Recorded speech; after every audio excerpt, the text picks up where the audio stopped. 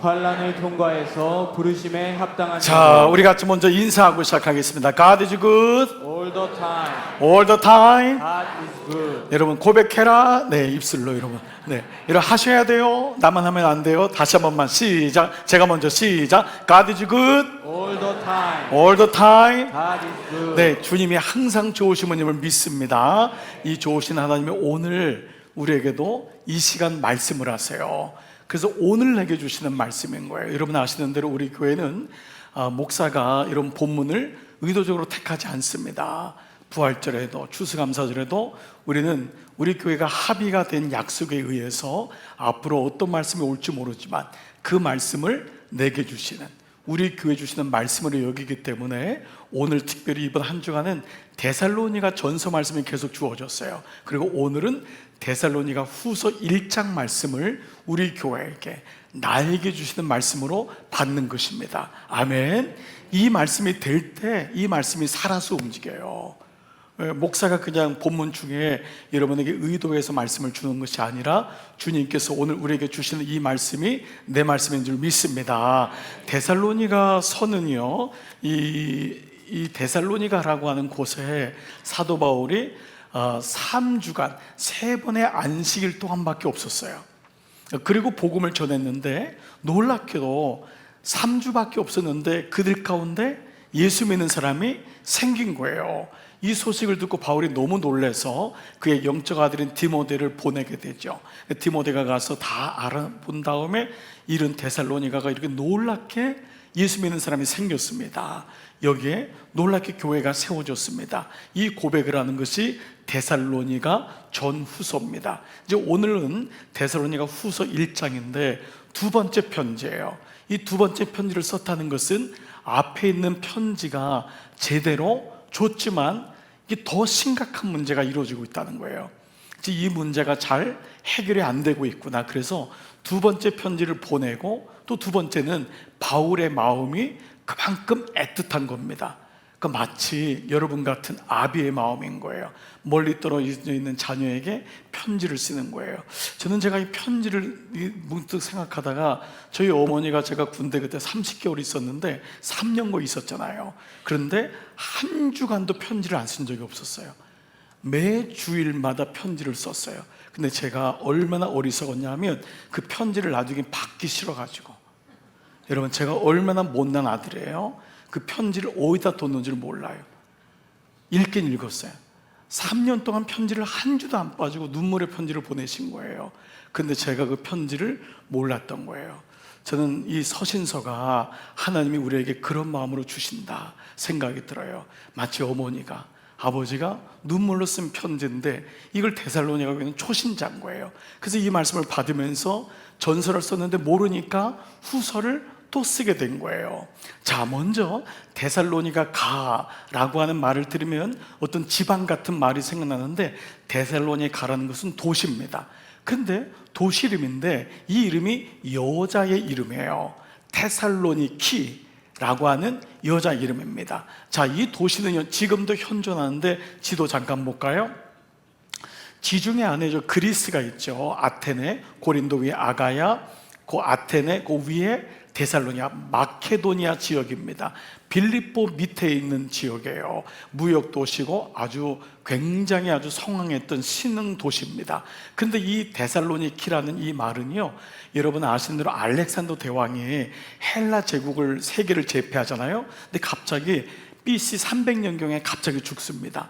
그럴 때 4명의 장군에 의해서 이 나라가 쪼개지죠. 그때 첫 번째 장군이 카산드로스라고 하는 카산드 장군인데, 이 장군이 세운 도시가 바로 이 테살로니키라고 하는 동네인데 그 이름이 자기 아내 이름을 딴 거예요. 근데 그 아내가 누구냐면 알렉산더 대왕의 이복 여동생이에요. 굉장히 가까운 거죠. 그러니까 알렉산더 대왕과 그 나라가 얼마나 심혈을 기울여서 그 땅, 그 도시를 세웠겠어요. 바로 그곳에 315년경에 이 도시가 세워졌는데 300년경이 지난 다음에 놀랍게도 사도 바울이 거기를 지나가다가 복음을 전해요. 3주간밖에 있을 수 없었던 것은 유대인 때문에 쫓겨나요. 너무 도시가 음란하고 세속화된 그 도시 가운데 있었던 거죠. 자, 먼저 이 도시의 배경을 아는 게 중요한데, 데살로니가 교인들이 얼마나 예수 믿기 어려웠냐. 첫 번째는 그 안에 유대인들의 조합이 있었어요. 길드라고 하는 조합이 있어서 그 길드 안에 들어오지 않으면 경제 활동을 할 수가 없었습니다. 그 유대인들은 너무 상술이 뛰어나니까 그 외국에 가서도 길드 조직을 만들어 가지고 유대인들을 회당으로 끌고 가는, 그래서 거기서 벗어나면 안 되잖아요. 그러니까 사도 바울도 유대인이니까 유대인마다 회당에 가서 복음을 전하는데 얼마나 어려움을 당했겠어요. 두 번째는 로마 황제가 신인 거예요. 로마를, 가이사를 신이라고 하지 않으면 학교도 못 가고 일본 직장 생활도 못하는 그러한 도시에 로마 황제가 신인, 그 당시 로마가 지배하고 있었으니까요. 세 번째는 이 디오니소스라고 하는 신전이 있었는데, 이 신전은 밀교입니다. 아주 음란하고. 그래서 이 신전은요, 여사제들이 제사를 드린 다음에 남자들과 잠을 잡니다. 거기서 사생아들이 태어나고, 남자들을 음란에 빠지게 해서 딱 목도를 잡는 거예요. 덫을 잡아가지고 꼼짝 못하게 하고, 가정들이 깨지고, 이런 일들이 너무 많았고, 이 디오니소스 신전은요, 막 몸에다가 막 자학을 하고 피를 내고 생고기를 먹고 막 소리를 지르고 막 이러한 밀교, 이런 게 성행을 했습니다. 게다가 네 번째는 가장 치명적인 게 뭐냐 하면 잘못된 종말론. 그때 있었던 이 사람이 누구냐 하면은 이 카비루스라고 하는 종교가 생깁니다. 카비루스는, 자, 잠깐 제가 한번 볼게요. 동전 모양이 있는 게 저 사람이 훗날 카비루스 종교의 숭배 대상자인 교주입니다. 이 모자를 쓴 건 뭐냐 하면은 이렇게 가난한 사람을 도왔는데 이 사람이 좋은 일을 했는데 어느 날 죽어요. 근데 사람들이 이 사람이 막 예언을 하고 이런 사람이었거든요.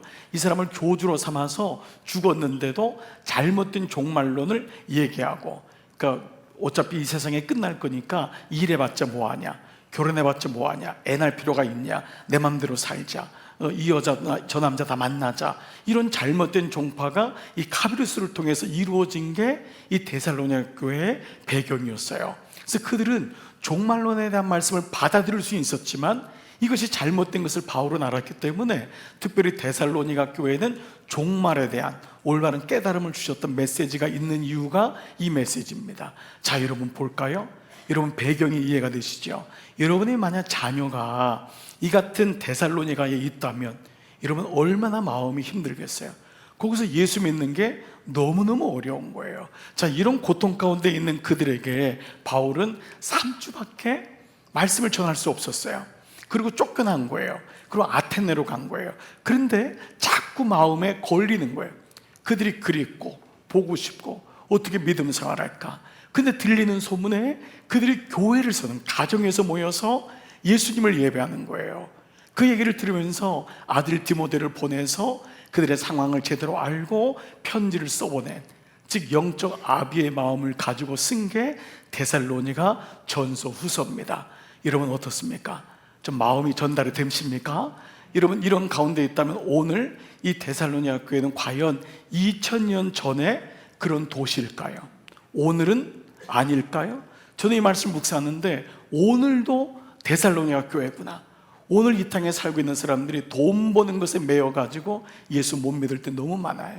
길드가 조직되어 있어가지고 어떤 분은 직장에서 예수를 못 믿게 하기도 하고, 주일날 어디 교회 가냐, 여기 딱 매여 있는 거예요. 로마 황제, 로마나 팍스, 로마가 모든 걸 우리에게 줄 거다. 하나님보다 로마가 더 큰 거예요. 예? 우리도 하나님보다 미국이, 중국이 더 커버린, 그럴 수 있잖아요. 대통령이 더 커버리는 거예요.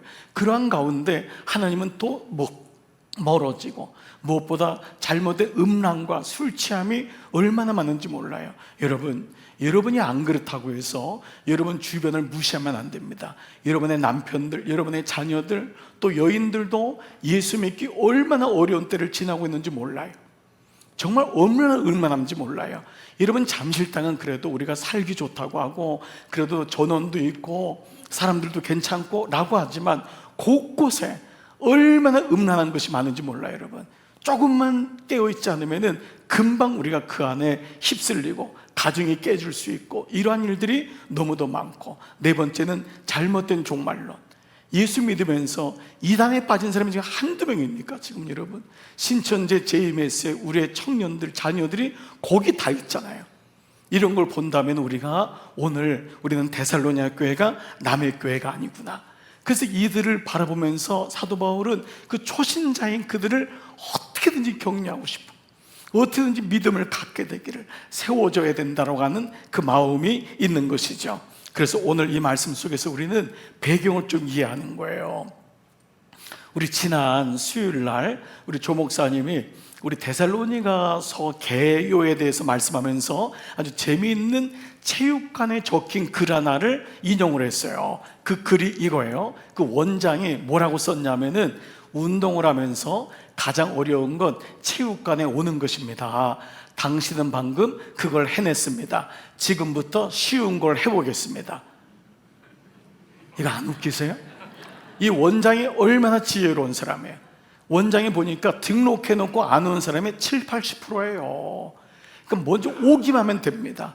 그들이 오기만 하면 가장 큰 일을 한 겁니다. 어려운 걸 해낸 겁니다. 지금부터 쉬운 거 합니다. 그러니까 오늘도 여러분 예배 오신 거 가장 큰 거란 줄 믿습니다. 어떤 분에게 몇 부 예배 드렸어요? 5부 예배 드렸대. 우리 교회는 5부가 없는데 그 5부는 집에서 예배를 드려요. 어떤 분은 차 안에서 예배를 드렸대요. 여러분 예배 오는 게 이게 만만한 게 아니에요. 여러분 그걸 교우들이나 자녀들을 보면서 정말 격려하고 야 정말 대단하다, 여러분 큰일 하신 줄 믿습니다. 오늘 저는 아침에 오면서도 나는 정말 대단하다, 나는 어떻게 이렇게 아침에 일부 예배 와서 또 이렇게 말씀을 전하고 예배를 드릴까. 여러분도 대단하십니다. 아멘. 지금 이게 왜냐하면 우리에게는 너무도 감사한 거예요. 그러니까 바울은 데살로니가 교회를 향해서 그 마음을 전해주고 싶은 거예요. 여러분 예수를 믿는 건 너무 귀한 일입니다. 그 어려운 데서, 그 음란한 곳에서, 그 이단 종파가 있는 데서 당신은 지금 시작한 겁니다. 그러니까 이제는 제가 여러분에게 말씀을 보내겠습니다. 이 말씀으로 깨어서 이제 말씀을 가지고 믿음 생활하십시오. 이 내용이 오늘 본문 내용인 거예요. 자, 그래서 1절의 인사말에는요 데살로니가 전서 1장 1절에 없는 단어가 나와요.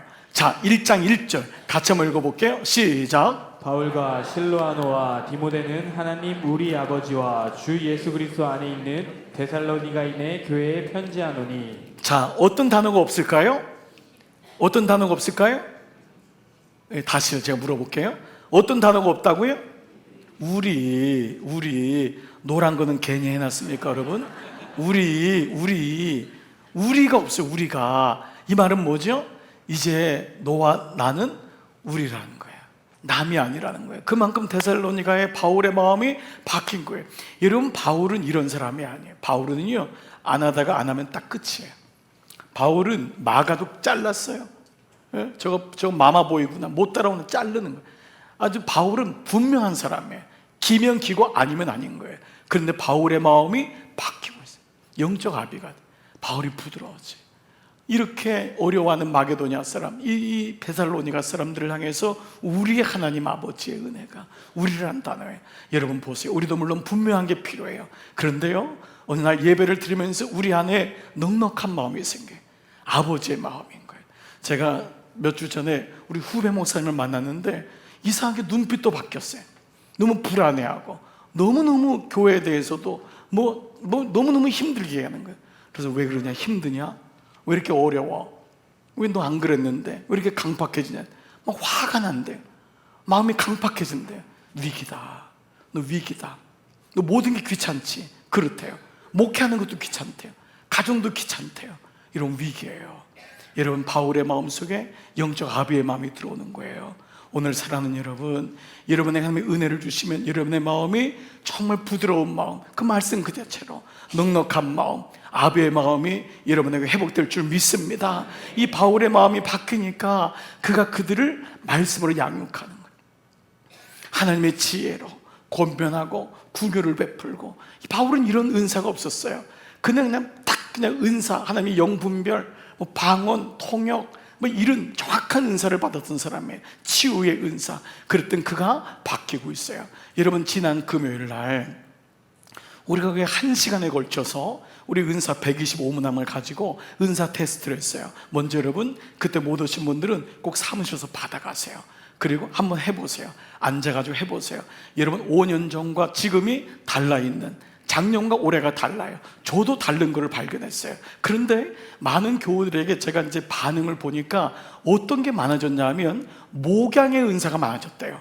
그게 목양 목사거든요. 목사의 은사, 말씀의 은사, 지혜의 은사, 지식의 은사, 권면의 은사, 이런 게 달라졌다는 거예요. 여러분, 왜 그럴까요? 그만큼 여러분들이 그 안에 들어와 있다는 거예요. 이게 굉장히 건강한 거예요. 옛날에는 그냥 봉사 은사, 옛날에는 귀신 쫓는 은사, 병 고치는 은사, 이것도 귀해요. 그런데 그 앞에 있는 게 없으면 교회는 분열이 돼요. 봉사하는 것만 열심히 하면 자기 이름을 드러내요. 근데 앞에 권면, 궁율, 말씀, 지혜, 이런 은사들, 목양의 은사, 이게 있으면 영적 아비가 돼요. 오늘 바울의 변화가 이 변화가 있었던 것입니다. 여러분 모두가 영적인 아비의 은사가 있는 줄 믿습니다. 그러니까 바울이 이 마음을 가지고 지금 이 데살로니가 교회를 향해서 편지를 쓰고 있어요. 자, 그러면 이 데살로니가 교회에 보낸 이 후반기 후서의 주제는 뭐냐? 하나님은 환난을 통과한 여러분을 바로 그분의 나라와 부르심에 합당한 자로 여기셨다라는 거예요. 바울은 이 데살로니가 교인들은 지금 유혹이 너무 많은 거예요. 환난이 많은 거예요. 여러분은 그걸 좀 통과하고 있습니다. 그리고 여러분을 하나님께서 하나님 나라와 그분의 부르심에 합당한 자로 여겼습니다. 여러분, 놀라운 메시지를 전하고 있어요. 그래서 지금 여러분이 겪는 이 유혹과 미혹을 꼭 통과해야 됩니다. 그리고 하나님은 여러분을 자녀로 합당하게 여기셨습니다. 이 복음에 대한 아주 중요한 교리를 명확하게 말씀하고 있어요. 두 가지를 말씀드리겠는데요. 데살로니가 교회의 모습은 오늘 본문 1장에 나와 있는 본문은 첫 번째가 뭐냐 하면 이거예요. 환난을 통과하는 성도. 이게 데살로니가 교회의 모습인 것입니다. 자, 바울은요, 그 어려운 데서 예수를 믿고 정말 깃발을 들고, 제가 여러분 이렇게 만나서 말씀드리면 어느 집은요, 어느 분은 너무너무 예수, 제가 보면 한 3, 4대 된 분인데, 목사님 저는 아무도 예수 안 믿는 가정에서 저 혼자 신앙생활합니다. 저희 부부가 전부입니다. 이런 분도 있어요. 그러니까 지금 그런 분들이 얼마나 그 어려움을 그걸 이기고 나갔겠어요. 그래서 지금 데살로니가는 뭐냐 하면 그 환난과 박해, 어려움을 통과하고 있다는 거예요. 그래서 이 소식을 들은 바울은 너무 기쁜 거예요. 너무 감사한 거예요. 자, 3절 볼까요? 시작. 형제들아, 우리가 너희를 위하여 항상 하나님께 감사할지니 이것이 당연함은 너희의 믿음이 더욱 자라고 너희가 다 각기 서로 사랑함이 풍성함이니. 네, 데살로니가 교회에 대해서 바울은 항상 감사하대요. 항상 감사해요. 왜냐하면 너희가 잘하고 있고 너희의 사랑이 풍성해지고 있구나. 자, 그런데 여러분 어떠세요? 정말 데살로니가 교회가 바울이 얘기한 문자적으로 액면 그대로 이렇게 풍성하고 이렇게 잘하고만 있었을까요? 사실은 아니에요. 왜냐하면 바울의 편지를 보면은 그들 깨우는 편지들도 상당히 많아요. 그리고 바울의 이전의 눈으로 본다면 데살로니가 교인들은 시원찮아요.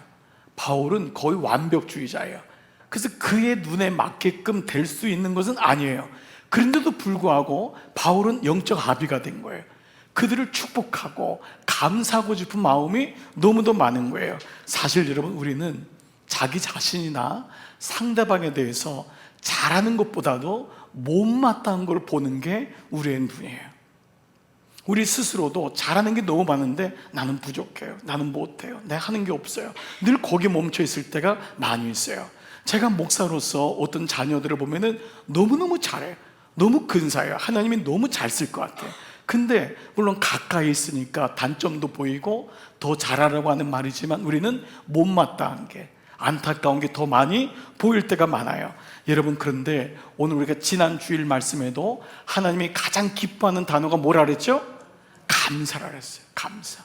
정말 감사할 수 있는 건 뭐냐 하면 그 존재를 하나님의 눈으로 보는 게 필요해요.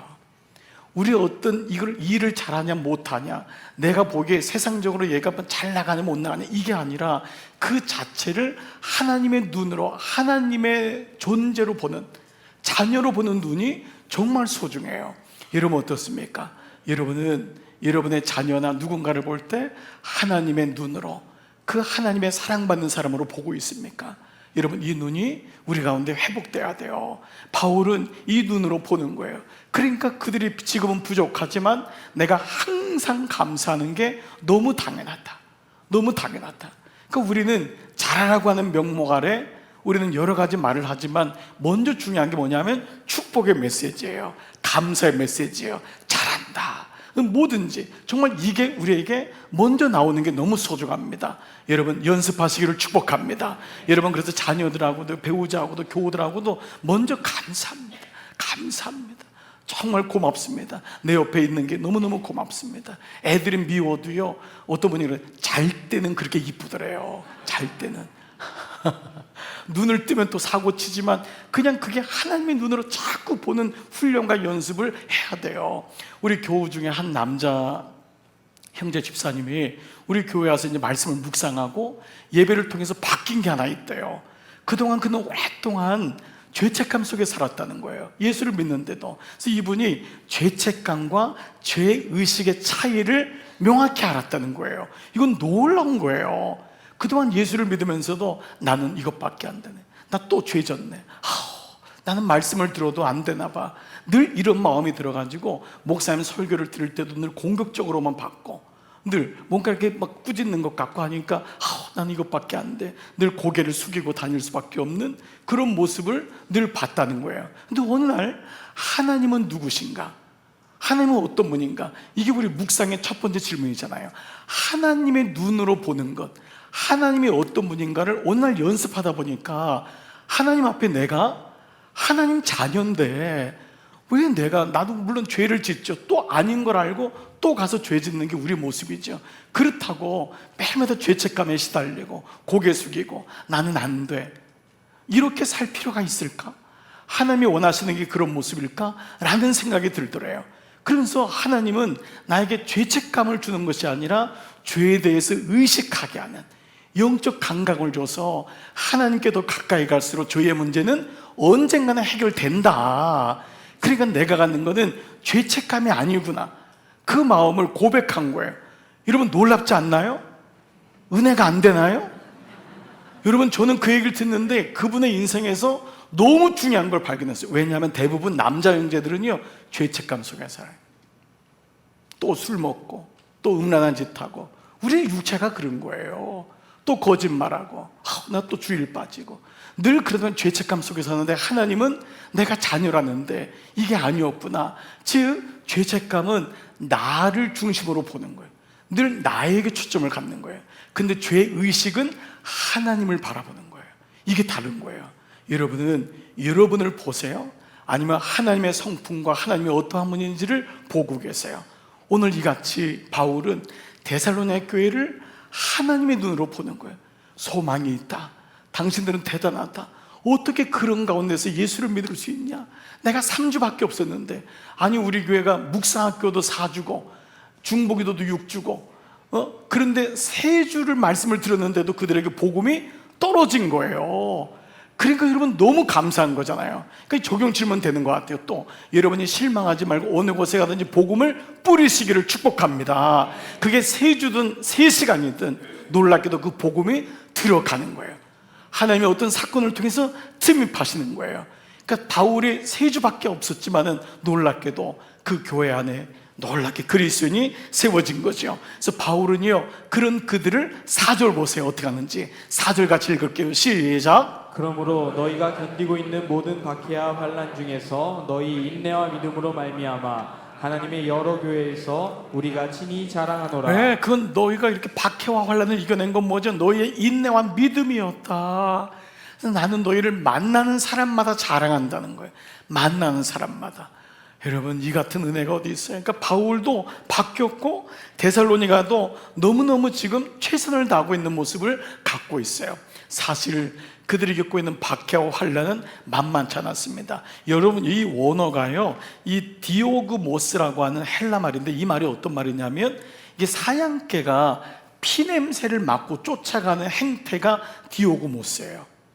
그들이 받는 박해와 환난이 얼마나 집요하고 치밀한지 사냥개가 어떤 곰이나 어떤 짐승이 그걸 쫓아가잖아요. 그러면 그가 흘린 분비물이나 아니면 피를 흘리면 그 냄새를 맡고 가서 물어 뜯는 거예요. 넘어질 때까지. 이게 환난과 박해래요. 그러니까 데살로니가 교회에 있는 사람들이 예수를 믿으려고 하면 그 유대인이, 그리고 그 신전에 있는 여인들이, 그리고 그 이단 종파가 계속해서 가서 그 사람을 무너뜨리는 거예요. 왜냐하면 약한 데를 너무 잘하는 거예요. 근데 바울은 그들의 박해 환난을 통과하고 있는 거예요. 이걸 보면서 너무 감사한 거예요. 너가 어떻게 그런 환난 가운데, 너가 어떻게 그런 위기 가운데서 예수를 믿을 수 있냐. 그렇게 많은 유혹들이 있을 텐데 이거를 지금 얘기하고 있는 거예요. 여러분, 이런 의미에서 우리에게 적용 질문이 되는 것 같아요. 여러분은 여러분의 박해와 환난, 정말 사냥개가 여러분의 가정을 물려고 하고 그 피 흘리는 냄새를 맡고 오는 거예요. 마귀는요, 기가 막히게 하는 거예요. 그 아버지가 죄진 걸 가지고 탁 자식에게 가는 거예요. 그 집에 흐르는 연약한 데가 있어요. 그 사람마다 기질이 있다고요. 그거를 물고 늘어지잖아요. 그러니까 바울은 이걸 알기 때문에 칭찬하면서 말씀을 하나하나 기록하는 거예요.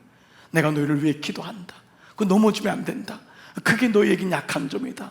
지금 너에게는 환난이 있구나. 그런 박해가 있구나. 잘못된 이단에 들어가면 안 된다. 이거를 아버지의 마음, 어머니의 마음으로 눈물로 쓴 게 이 데살로니가 전서 후서인 거예요.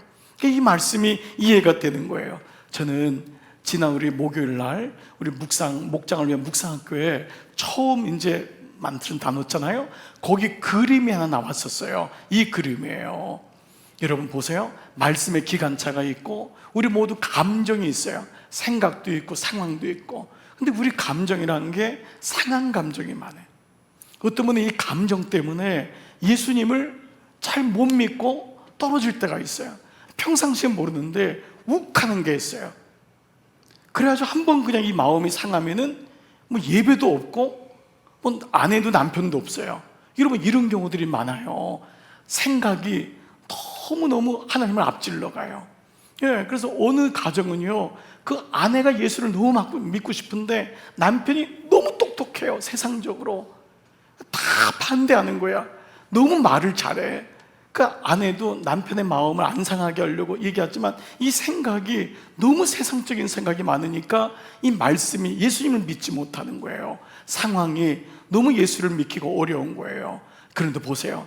이 감정과 생각과 상황을 뭐가 끌고 갑니까? 말씀의 기관차가 끌고 가는 거예요. 이게 믿음이 돼야 돼요. 우리의 감정을 우리 스스로가 추스릴 수 없어요. 우리 감정은 상한 감정인 거예요. 우리 생각도 어디로 튈지 모르는 거예요. 우리 상황도 여차하면 유혹에 빠지는 거예요. 그때마다 말씀의 기관차가 끌고 가는, 이거를 지금 데살로니가의 바울은 여러분에게 내가 말씀을 보내는 거예요. 하나님 말씀을. 여러분, 감정에 휩쓸리면 안 됩니다. 생각에 휩쓸리면 안 됩니다. 우리 수양회 때 배웠던 게 뭐예요? 생각의 정체성, 감정의 정체성, 말의 정체성, 이 부분이었잖아요. 오늘 저는 첫 번째 환난을 통과할 때 그 교회지만 말씀으로 통과하기를 원하는 바울의 은혜가 우리 모두에게 임할 줄 믿습니다. 두 번째, 이 데살로니가 성도의 두 번째 모습은요, 환난을 통과해서 놀랍게도 하나님 나라와 부르심에 합당한 자라는 거예요. 이거는 너무 중요한 성경적인 교리 중에 하나예요. 이거는 구원받은 자가 내가 구원을 나의 능력이나 의지가 아닌 하나님이 그렇게 합당한 자로 여기셨다고 하는, 여러분은 고아가 아닙니다. 여러분은 절대로 무너지지 않습니다. 하나님이 놀랍게 여러분을 선택하셨습니다. 이게 뭐냐면 그분, 하나님 나라, 그리고 그분이 여러분을 부르신 게 합당한 자로 부르셨습니다 라고 하는 성경 전체를 끌고 가는 너무도 중요한 성경적 기독론의 아주 중요한 핵심이에요. 자, 이 말씀을 한번 5절 볼게요. 이는 하나님의 공의로운 심판의 표요. 여러분이 박해를 당한 것은 그날에 되면 주님이 오실 때에 주님 앞에 드러날 수 있는 표시가 됩니다. 그리스도의 흔적을 가진 자입니다. 그 말을 하는 거예요. 그래서 그 고난이 오히려 하나님 나라에 합당한 자로 여김을 받게 할 것입니다. 여러분은 예수의 이름으로 견뎠습니다. 그래서 하나님은 그런 여러분을 하나님 나라에 합당한 자로 여겼다고, 받게 한다고 그렇게 말씀하고 있어요. 자, 그런데 여기 합당하단 말이 악시오스란 단어거든요. 헬라어로 악시오스란 단어인데, 이 악시오스에는요 두 가지의 뜻이 있어요. 아주 흥미롭게도요. 이 첫 번째 뭐냐 하면은 들보가 하나 더 세워진다는 뜻이에요.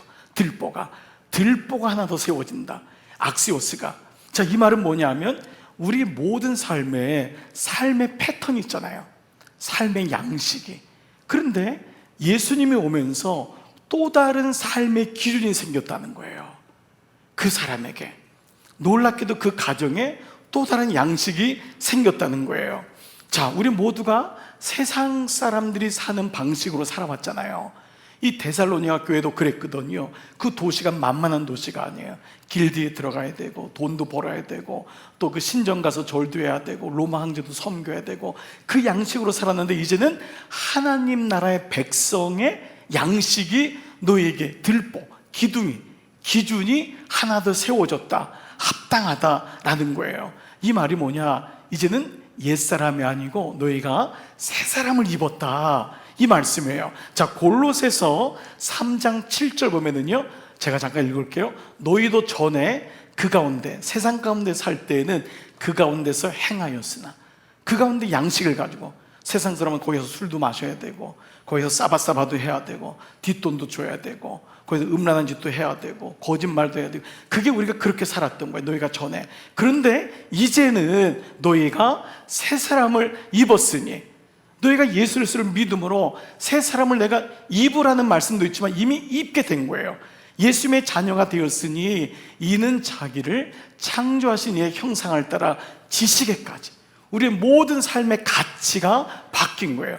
새롭게 입은 자가 되었도다. 아멘. 여러분, 이 말씀을 주시는 거예요. 보세요. 우리 양식이 뭐죠? 주일날 우리는 한 주간의 첫 시간을 예배로 시작하는 거예요. 옛날엔 이렇게 안 시작했거든요. 그렇잖아요. 우리 하루의 첫 시간을 말씀으로 시작하는 거예요. 아멘. 하루의 마지막을 힘들어도 기도하면서 가정 예배를 드리고, 부부끼리 기도하고, 말씀을 묵상하고, 주기도문을 고백하고, 그러면서 하루를 마무리하는 거예요. 우리가 세상에서 열심히 살아야 돼요. 벌어야 돼요. 그러나 우리는 하나님이 주신 걸 알기 때문에 물질의 10의 1을 처음에 기준으로 구별하는 거예요. 주님, 이것이 주님으로 도왔음을 나는 고백합니다. 이 고백이 모든 것에 있는 거예요. 생각할 때, 일을 행할 때 예수님이라면 어떻게 할 것인가. 그 말씀이 들어오니까 술 취하지 마라, 이는 방탕한 것이니 오직 성령의 충만함을 입으라. 이 말씀들이 계속 우리 삶을 지배하게 되니까 뭐죠? 또 다른 기둥이, 또 다른 이 들보가 세워지는 거예요. 여러분 가운데 이 은혜가 있는 줄 믿습니다. 그러니까 마게도냐 교회에서 여러분은 이제는 새 사람입니다. 옛날의 그 모습이 아닙니다. 여러분은 그렇게 살도록 지음받은 자입니다. 이 고백을 하는 거예요. 저는 제가 지난 2주 전에, 이 3주 전에 8월 18일 날 그 주간에 2번의 예배를 야외에서 드렸어요. 외부에서 인도에 있는데, 월요일에는 이 우리 교회에 있는 교인인데 이 독립영화를 만드는 감독이에요. 그 또 자매도 거기서 또 한 분도 일하는데, 그 영화를 만드는 모임에서 이런 초청장을 사람들한테 날린 거예요. 자, 한번 볼까요? 한국영화 아카데미 19기 고사 대신 드리는 예배에 관련하여 안내를 드립니다. 여러분 아시는 대로 모든 예배는 다 돼지 대가리 놓고 거기다 돈 집어넣고 고사를 드렸어요. 이 젊은 자매가 어떻게 했냐면 고사 대신 드리는 예배 선포를 한 거예요. 그리고 거기 원하는 사람 오게 한 거예요. 그리고 예배 인도자가 강남중앙교회 장찬영 목사님인 거예요. 이렇게 공지를 한 거예요. 전날 잠이 안 오더라고요. 누가 올까, 과연 올까? 왜냐면 여기는 투자자들이 다 돈을 가지고 하기 때문에 투자자가 예배 안 됩니다, 뭐 못하는 거예요. 이 30대 중반에 자매가 이 마음을 가진 거예요. 갔더니 20여 명에 모인 거예요. 20여 명이 모인 거예요. 정말 감사하더라. 정말 고맙더라. 너무 고맙다. 앞으로 너희들이 봉준호 같은 감독이 돼도 그런 사람이 돼도 이 마음을 잊지 않았으면 좋겠다. 그래 참 너무너무 커밍아웃을 한 거예요. 그때 또 목요일 날 저녁에는요, 제가 로기연이라고 로스쿨 기독연합회 그 말씀드렸잖아요. 수양이 여름 수양회 갔는데 첫날 저녁을 제가 맡았어요. 부탁을 받아서 거기 사진을 보내와서 제가 이제 그냥 올린 건데, 이렇게 여름 캠프를 한 거예요.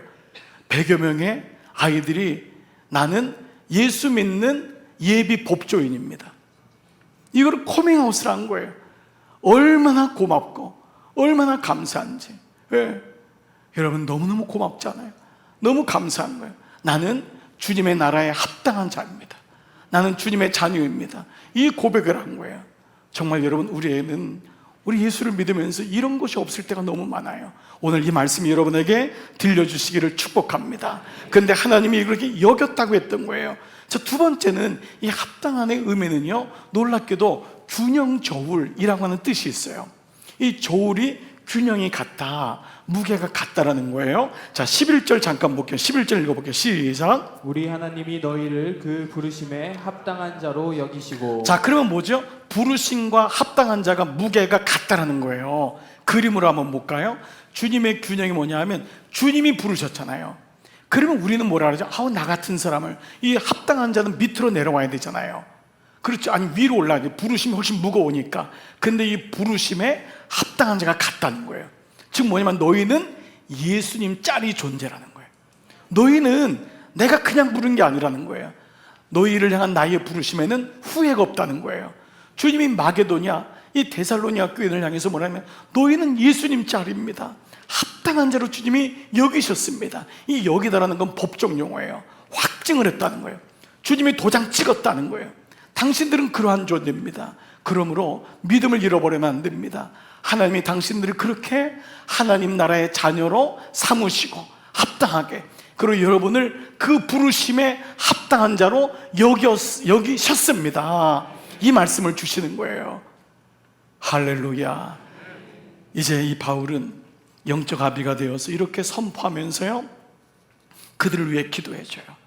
이게 바울의 마음이에요. 왜냐하면 바울은 알고 있었어요. 그들에게 말씀을 줬지만 기도만이 그 말씀을 지킬 수 있는 힘이라는 것을 바울은 알고 있어요. 오늘 11절 봐보세요. 자, 이러므로 우리도 항상 너희를 위하여 기도하면, 이렇게 말씀을 다 준 다음에 항상 너희를 위해 기도한다. 그러니까 우리 하나님이 너희를 그 부르심에 합당한 자로 여기셨으니까 그때에 너희가 모든 선을 기뻐함과 믿음의 역사를 능력으로 이루게 하실 것을 의심하지 말아라. 내가 너희를 기도한다고 말씀하고 있어요. 여러분, 기도가 얼마나 중요한지 이제 우리가 말씀을 들었기 때문에, 이 말씀이 여러분 삶의 기도로, 성전의 기도로 정말 기도의 역사가 일어나기를 축복합니다. 여러분 35짜리 잠깐 쇼츠 하나 볼게요. 남자가 기도하기 시작합니다. Heavenly Father, are you praying? 못마땅하게 바라보는 노신사. Well, that's a first. I'm in trouble. I can't do this alone. 노신사가 말합니다. Amazing. I love this. I really think he's still pain. 계속 기도하는 남자. 노신사의 안색이 바뀝니다. Do you honestly think that he will help you after what you just did? You are tainted goods. You're not even worth his effort anymore. Even if he did help you, do you think I will ever leave you alone? Ever? 이제 본색이 드러납니다. There is nothing that I want to heal. No temptation, no motive he won't sin to. I know you have and you are nothing.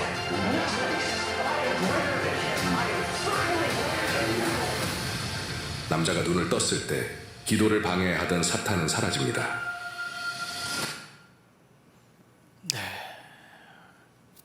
말씀을 마무리할게요. 저는 바울의 마음이 이 같은 마음이었구나 하는 거예요. 그가 고통 가운데 기도를 배웠어요. 기도는 너무 약한 거예요. 그런데 그가 끝까지 기도를 할 때 바울은 내가 너를 잊지 않고 기도한다. 저는 저 영상을 보다가요, 제 아이가 생각이 나게 됐어요. 우리의 자녀들의 상처 입고 물어뜯기고, 그런 가운데 그가 어머니가 가르쳐준 기도, 아버지가 가르쳐준 기도를 하는 거예요. 사단이 얼마나 그를 공격합니까? 기도하지 못하게. 그래서 우리에게 정말 중요한 것은 예수 믿는 이론이 아니에요. 정말 기도의 자리에 나가야 돼. 하나님 앞에 나가고 무릎 꿇고 여러분들 직장에서 먼저 일하려고 하지 말고 가서 먼저 무릎을 꿇고 주님 도와주세요. 오늘 한 날도 내일을 알 수가 없어요. 자녀들을 위해 기도할 때, 걔가 기도를 못할 때 누군가 그를 위해서 기도해야 되잖아요. 그래서 오늘 바울은 내가 너희를 위해 항상 기도하고 잊지 않는 거예요. 우리의 모든 말씀을 지킬 수 있는 건 기도로 가야 돼요. 여러분, 우리 가을의 주제가 뭐예요? 프랭카드 한번 보세요. 우리에게 다 같이 기도의 영을 부어주소서. 기도의 영이 없으면 내 영으로 사는 거예요. 하나님, 내게 기도의 영이 가장 필요합니다. 주님, 우리 아이에게 기도의 영을 부어주세요. 우리 아이에게 그 마음을 부어주세요. 여러분, 스테가나 10장 1절 말씀 기억하잖아요. 봄비가 올 때, 이거 암송하자고 했잖아요. 너무 기가 막힌 말이죠. 봄비가 올 때에 여호와 곧 구름을 일게 하시는 여호와께 비를 구하라. 그리하면 무리에게 소낙비를 주시매. 소낙비를 주시는 거예요. 그래서 밭의 채소를 너희 각 사람에게 주시리라. 오늘 저는 이 은혜가 여러분 가운데 새겨지셨어요. 오늘도 예배를 드리고 직장으로 삶의 처소로 가세요. 기도하시는 거예요. 오늘 환난을 통과해서 합당한 자로 여러분은 이미 부르신 줄 믿습니다. 그 가운데 기도의 영이 부어진다면 우리는 한 주간도 우리의 삶에 끊임없이 박해하고 추적하는 악한 영을 이길 수 있는 그 은혜가 우리 안에 있을 줄 믿습니다. 여러분 모두 기도로 승리하시기를 크게 한번 아멘 하면서 받으세요. 축복합니다. 아멘. 이 시간 여러분 말씀 노트 다 드시고 다 자리에서 일어나시겠습니다. 오늘 여러분 찬양은요, 사랑한다 말하시네. 오늘 이 데살로니가 교회에 대한 말씀하고 너무 똑같아요. 그들은 하나님이 누군지를 몰랐어요. 그런데 아무런 자격도 없는 나를 주님이 합당하다고 여기세요. 말씀하세요.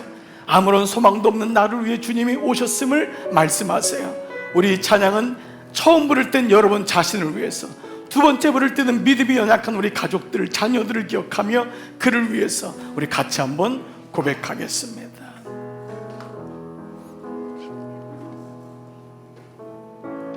아무런 자격도 없는 나를 위해, 아무런 소망도 없는 나를 위해 사랑한다, 사랑한다, 사랑한다 말하시네. 이 낮은 날 위해 아무런 자격도 그를 위해, 아무런 소망도 없는, 아무런 소망도 없는 그를 위해 사랑한다, 사랑한다, 사랑한다 말하시네. 이 낮은 날 위해 우리 많이 찬양했죠. 이제 나는 옛사람 아니요, 사망에서 건지신 주의 자녀이니 그 한없는 주의 사랑 안에 기쁨으로 걸어가. 이제 그는 그 영혼을 기억하며 이제 그는 옛사람 아니요, 사망에서 건지신 주의 자녀이니 그 한없는 주의 사랑 안에 기쁨을. 우리 다시 한번 우리 스스로를 고백하며 주님, 나는 주님의 자녀입니다. 이제 나는 합당한 자로 여기셨습니다. 합당한 자로 주님이 나를 부르셨습니다. 주의 자녀이니 아멘 아멘. 그 한없는 주의 사랑. 여러분 기쁨으로 나가세요. 걸어가. 여러분을 부르십니다. 예루살렘아, 예루살렘아, 여호와를 찬송할지어다. 내 하나님을 감사하무. 죄책감이 아니고 여러분 죄를 의식하시고 주님을 바라보세요. 주님이 여러분을 부르십니다. 여러분은 주님의 예루살렘입니다. 두 손 높이 들고 살레마요. 여러분 선포해 보세요. 찬송해 보세요. 지어다 내 하나님을 감사하무. 기도할게요. 주님, 제가 기도하겠습니다. 악한 영이 우리에게 올 때 제가 서겠습니다. 아멘, 아멘. 우리 함께 말씀 붙잡고 기도하며 나가겠습니다. 살아계신 아버지 감사합니다. 아버지, 바울이 데살로니가 교회를 위해서, 그 아들 딸들을 위해서 기도합니다. 자신을 위해 기도합니다. 내가 항상 너희를 위하여 기도하면 너희에게 그 부르심에 합당한 대로 여긴 것을 잊지 않게 하고 너희에게 기쁨과 역사가 이루어지기를 내가 기도한다고 하십니다. 아버지, 저에게 기도의 영을 부어주심을 감사합니다. 우리에게 기도의 영을 부어주심을 감사합니다. 오 주님, 이 가을에 오늘 이 시간 제게 기도의 영을 부어주옵소서. 아버지, 환난을 통과하여 하나님 합당한 자로 거기까지 나가는 놀라운 은혜가 있을 때 기도 외에는 이런 이유가 없어서 바울은 기도합니다. 바울은 간절히 기도합니다. 아버지, 우리 안에 기도의 영을 부어주시고 기도하는 배우자, 기도하는 자녀들, 기도하는 어머니, 기도하는 아버지를 세워주심을 아버지 감사합니다. 아버지, 할아버지가 기도합니다. 할머니가 기도합니다. 아버지가 기도합니다. 어머니가 기도합니다. 그 기도는 자녀에까지 내려가. 너희는 고아가 아니다. 버려진 자가 아니다. 너희는 하나님 나라에 합당한 자다. 너희는 부르심에 합당한 자다. 아버지, 오늘 이 고백이 예배하는 모든 종들마다 임하기를 소원합니다. 힘들고 어렵고 죄책감에 시달릴 때마다 다시 일어나서 기도하십시오. 주님을 붙잡으십시오. 하나님은 우리가 죄책감에 시달리기를 원하지 않습니다. 하나님은 우리가 주의 자녀답게 다시 일어나기를 원하십니다. 주님, 제 안에 하나님의 영이 있습니다. 주님, 제 안에 기도의 영이 있습니다. 주님, 제 안에 말씀의 영이 있습니다. 나의 생각과 감정과 상황에 따라가지 아니하고 나의 기관차 위에, 말씀의 기관차 위에 나의 감정을 덮습니다. 말씀의 기관차 위에 나의 생각을 놓습니다. 말씀의 기관차 위에 나의 상황을 올립니다. 말씀이 끌고 가게 하여 주옵소서. 그 말씀이 기도가 되고 말씀 기도가 되어 우리의 삶을 끌고 갈 때 예루살렘아, 예루살렘아, 여호와를 찬송할지어다. 감사하며 그 이름을 선포할지어다. 아버지, 이번 한 주간도 이 은혜를 사모하며 주의 전에 왔사오니 이번 한 주간도 직장에서 일터에서 승리하게 하여 주시옵소서. 우리 함께 선포하며 예루살렘아, 예루살렘아, 여호와를 찬송할지어다. 내 하나님을 감사함으로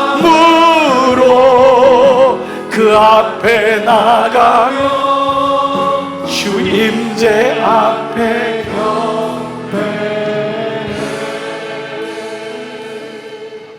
아버지 고맙습니다. 오늘 노래를 말씀으로 격려하시고 말씀으로 일으켜 주심을 감사합니다. 그리고 그 말씀이 기도까지 나가게 하심을 감사합니다. 이 가을에 우리 모두에게 기도의 영을 부어 주시옵소서. 우리 가정마다 하나님을 사모하며 기도하는 아버지 어머니가 있습니다. 자녀를 위해 기도할 때 때로는 실망될 때도 많고 하나님, 내 마음이 전달이 안 되어서 안타까울 때도 많습니다. 그래도 주님, 바울이 데살로니가 교회를 놓고 항상 기도한다고 했던 것처럼 이 마음을 포기하지 않겠습니다. 하나님, 직장의 삶, 일터에서 무너질 때가 많습니다. 하나님, 제게는 너무도 어려울 때가 많습니다. 그때마다 하나님, 나를 위해 기도해 주는 사람이 있음을 잊지 말게 하시고 성령께서 나와 함께 하시고 우리가 고개 숙이고 갈 때마다 너 고개를 들어 나를 바라봐. 다시 하늘을 바라봐. 너는 하나님 나라에 합당한 자다. 너는 나의 부르심에 합당한 자야. 너는 예수님 자리의 존재다. 오늘 이 고백이 들려지게 하셔서 이번 한 주간도 그 말씀을 기억하고 선포하고 아멘으로 살아가는 우리 모든 종들로 축복하여 주시옵소서. 이제는 성부와 성자와 성령의 은총이 이제로부터 영원토록 함께 하시기를 간절히 축원하옵나이다. 아멘.